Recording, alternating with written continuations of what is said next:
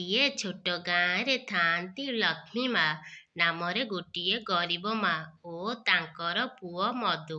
ସେମାନଙ୍କ ପାଖରେ ନା ଧନ ଥିଲା, ନା ଜମି ଥିଲା, ନା ଘର ଥିଲା। ମଧୁ ଛୋଟବେଳୁ ଅତି ଭକ୍ତିଶାଳୀ ଥିଲା। ତା ମା ତାକୁ ସବୁବେଳେ ଶିଖାଉଥିଲା, ବେଟା, ଧନ ନଥାଇ ବି ଭଗବାନ ଉପରେ ଭରସା ରଖ। ବିଶେଷ କରି ଗୁରୁବାର ମା ଲକ୍ଷ୍ମୀଙ୍କୁ କଦାପି ଭୁଲିବୁ ନାହିଁ।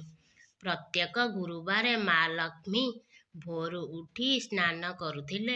ଘରଟା ସଫା କରି ଗୋଟିଏ ଛୋଟ ଦୀପ ଜଳାଇ ମା ଲକ୍ଷ୍ମୀଙ୍କୁ ମନରୁ ପ୍ରାର୍ଥନା କରୁଥିଲେ। କେତେଦିନ ପରେ ଖାଇବାକୁ କିଛି ନଥିଲା। ମଧୁ ଭୋକରେ କାନ୍ଦୁଥିଲା। କିନ୍ତୁ ମା କହୁଥିଲେ, ଆଜି ଗୁରୁବାର, ଧୈର୍ଯ୍ୟ ରଖ, ମା ଲକ୍ଷ୍ମୀ ଦେଖୁଛନ୍ତି। ଏହି ଷ୍ଟୋରିର ସେକେଣ୍ଡ ପାର୍ଟର ଲକ୍ଷ୍ମୀ ମା ଓ ତାଙ୍କ ଝିଅ ସହିତ କଣ ହେଲା ଦେଖିବା ପାଇଁ କମେଣ୍ଟରେ ପାର୍ଟ 2 ନିଶ୍ଚୟ ଲେଖନ୍ତୁ।